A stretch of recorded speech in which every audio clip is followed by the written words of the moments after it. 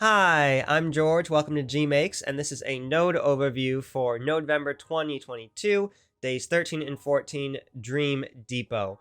Um, I just went real simple with this one. Basically, my idea is I think of dreams, I think of surrealism, and I specifically think of the works of Rene Magritte.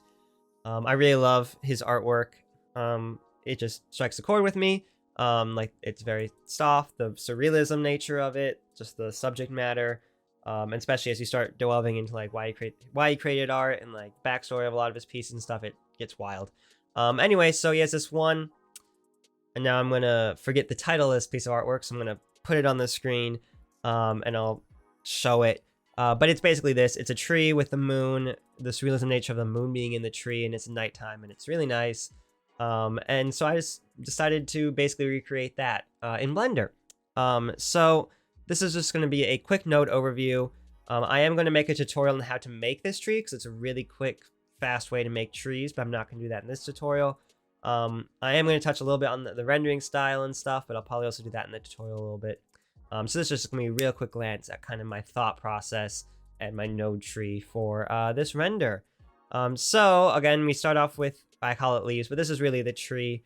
So again, I'll go into more of this in the tutorial, which should be up soon, or is up already if you're watching this later. But it is basically just, I make a shape, distribute a bunch of points on the shape, multiply that shape, like replicate that shape a whole bunch, and then add leaves to it. So nothing too complicated, but again, I'll go into more detail in my tutorial. So watch that if you want to know how to make quick trees. And then there's a trunk that gets added to it, and they get combined to make this tree. So you can see, if we go here, that's just the tree. Just a tree. And then the other bits of this, of course, I have the moon, which I'll go here. And the moon is pretty straightforward. It's just an arc. You can see down there, just an arc. That then I have another arc that they're joined together. We set the curve radius, curve to mesh, using a spline parameter for the length of both of them and the scale. So then we get that, and then I just, curve circles the radius bit. And then I just transform that into looking like a moon. And then I set the material to an emission texture. So that's the moon right there in front of there. And then this bit is the ground and the background. Again, pretty straightforward. I didn't do anything too complicated. So the ground, which is this grass, a bunch of grass, is right, that's rocks, here's grass. Again, I have a plane that I distribute points and faces, and then I have a grid that I subdivided to make it more like an oval, and then just instance and points, random scale, realize those instances, set material. Pretty straightforward, didn't even mess with rotation or anything. I did rotate them 92 so that they're all sticking straight up. Again, nothing too complicated. Same thing for the rocks. It's distribute points and faces, though much lower. This is a Poisson one, so the density and the distance minimum I messed with, so they weren't intersecting. I know there's ways to do that, but this was a lot quicker, and I didn't need anything too like actually like random like generating. And then I have an icosphere as my rocks, which I've extruded mesh and random values, etc., etc. Random rotation and scale, subdivided the surface and set the material. We just got a bunch of rocks. So, pretty straightforward, nothing too complicated. The bushes are a little weird. Probably wasn't the best way to do this, but, I was like, yeah, they're in the back and they're gonna be blurry, barely gonna see them. They don't really look like bushes, though. They're real weird. They're just cubes that are subdivided, triangulated, dual meshed, to get more geometry randomness. And then extruded again with extrude mesh, but as a total whole mesh. Transformed them a bit, shrunk them, moved them around. Set the material, and the material has this bump texture on it. And then join them into one because there's actually like two cubes here. And then subdivided the surface to get them a little smoother. They just look like weird background materials. That's kind of what I needed for them. The sky is mostly just a texture, which is just like a noise texture that's really reduced. It's an emission texture. So it's just a grid. Same with the ground. Ground's just a grid. So yeah, that's pretty straightforward. Like, again, real simple, real quick. Just make a tree, make a moon, make a little background. Like the geometry of this one, there's not even no animation or anything. And so then rendering this, there's really barely any. I can't remember for the final if I did actually any compositing, but if I did, it's just like messing with the gamma and some of the contrasting bits because basically, like you can see even in camera, I have this look.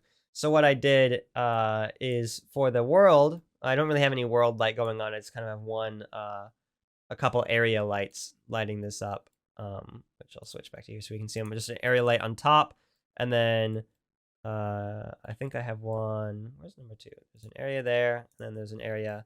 Oh, and then yeah, there's one in the back to give it some backlighting, right here from the sky. And that's kind of how the painting is. So that's what I was trying to match there. But basically, I just have a principled volume with the lightness turned all the way up, and then I have the density at 0.03, just because that's what I like the most. And then I do have some the camera settings. Of course, I have depth of field and such. But this really gives us fogginess texture. I am in cycles.